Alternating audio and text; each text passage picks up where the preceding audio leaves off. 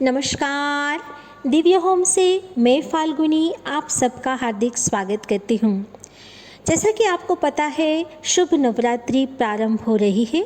ऐसे में नवरात्रि के शुभ अवसर के उपलक्ष्य में हम नवरात्रि में कलश स्थापना क्यों करते हैं, इस वीडियो में हम इसकी चर्चा करेंगे।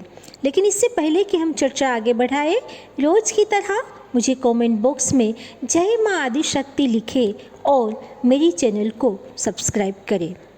प्यारे दर्शकों, इस साल नवरात्रि बड़े शुभ संयोग लेके आ रही है।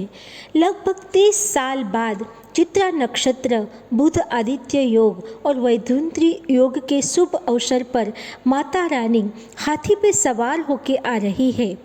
हाथी जो माता लक्ष्मी और श्री गणेश से संबंध रखते हैं तथा जो ज्ञान, विजडम, सुख, समृद्धि और उन्नति का भी प्रतीक है।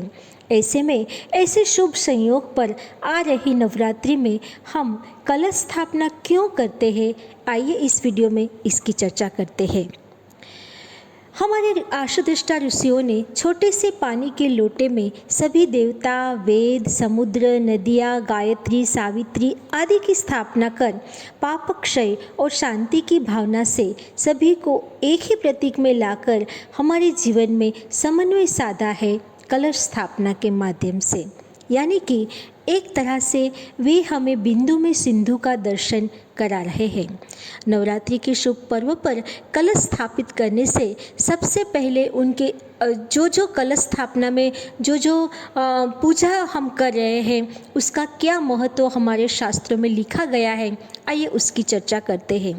देवी भागवत महापुराण में ऋषि मार्कंडेय लिखते हैं कि नवरात्रि के शुभ पर्व पर कलश पर यदि हम स्वस्तिक चिन्ह अंकित करते हैं तो सूर्य साक्षात आसनस्थ होकर हमारे कलश में विराजमान होते हैं।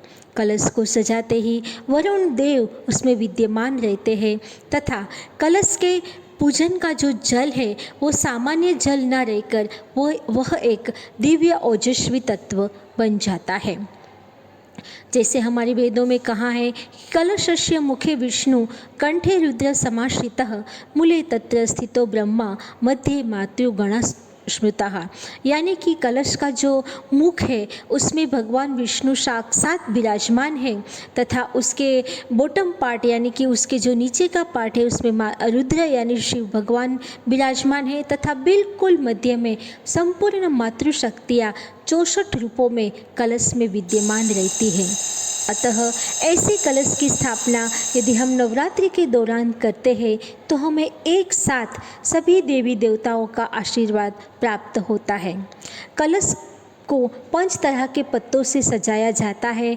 उस 5 पल्लव का मतलब है ईश्वर, हमारे जो प्रकृति है हमारे शरीर में उसका स्थान क्या है वो दर्शाते हुए हमारा घर, हमारा जीवन भी प्रकृति की तरह हरा भरा रहे।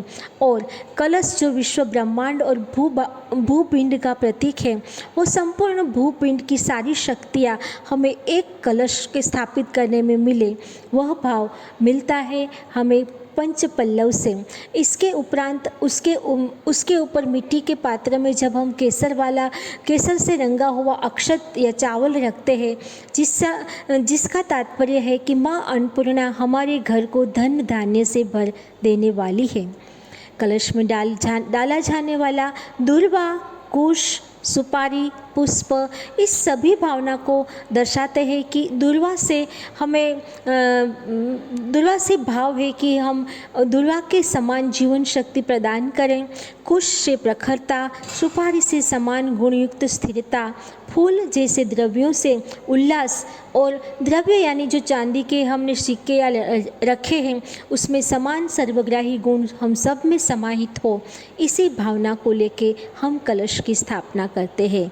यानी कि कलश के अंदर जो विधियाँ हैं उसके मुख को बांधने की, स्वस्तिक बनाने की, उसके अंदर जो द्रव्य हम रखते हैं उस हर एक चीज़ों का एक महत्व है।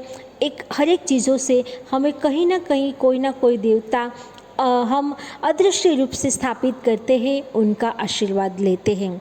तो प्यारे दर्शकों, इस 30 साल के बाद आने वाले इस शुभ अवसर नवरात्रि में आप भी अपने घर में कलश की स्थापना करें, माता रानी का आशीर्वाद पाएं। देखते रहिए दिव्य होम। नमस्कार, धन्यवाद।